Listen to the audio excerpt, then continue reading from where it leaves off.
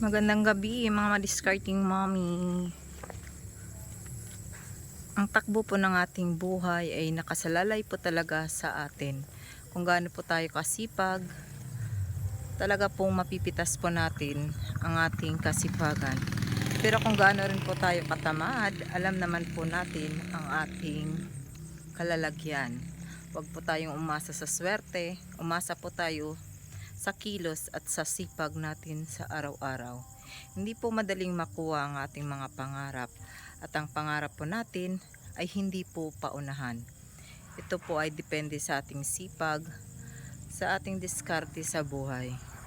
Alam niyo po mga madiscarding mommy, hindi ko rin po lubos maisip na darating ang panahon na unti-unti ko rin pong mapapaganda ang takbo ng buhay ng aking pamilya. Higit sa lahat po, maibibigay ko rin po ang mga kunting ikakaligaya ng aking mga anak.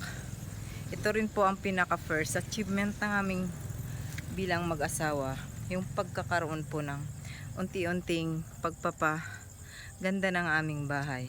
Subalit hindi pa po siya tapos. At least nakikita na po namin ang aming pagsisipag. Unti-unti na po namin natutupad ang munting pangarap para sa aming mga anak, sa aking pamilya. Nabubuo ko na po sa aking isipan ng pinaka-inspirasyon ko po sa buhay ay ang mapaganda ang lagay ng aking mga anak. Kahit sa kabila man po na hindi ko masyadong nakakasama ang aking mga anak, ito po ang nagiging ganti ng araw-araw na wala po kami sa bahay ng aking asawa. Lahat po ng aming pagsisipag, alam ko pong para sa aming mga anak. Kaya dyan sa mga madiscarding mommy, sabi ko nga po sa inyo, nasa sipag at saka nasa diskarte po natin kung paano po tayo aasenso sa buhay.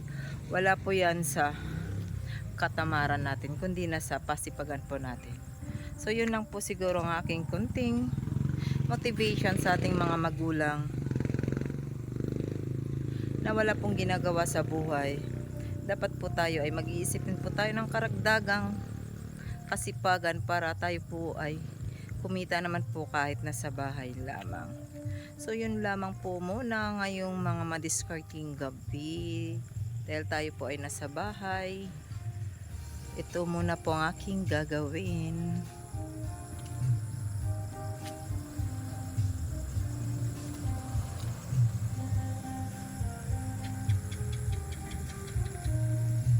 Yan po, malapit po tayo sa half court. Ito po yung aming bahay. Tabi po ay half court. Kaya medyo maganda din po ang lagay ng aming bahay. Yun lamang po. Magandang gabi. God bless.